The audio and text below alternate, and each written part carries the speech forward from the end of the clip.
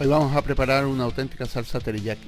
Para ello vamos a necesitar los siguientes ingredientes: 50 ml de soja, 25 ml de mirin,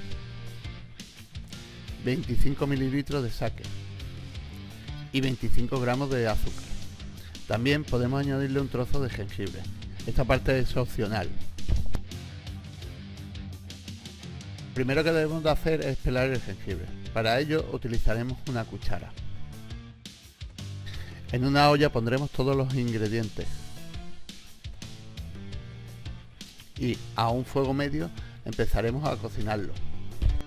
No lo pongas a fuego alto, ten en cuenta que el azúcar se podría quemar y daría un sabor amargo. Lo movemos bien para que se disuelva el azúcar y le añadimos los 2 trocitos de jengibre.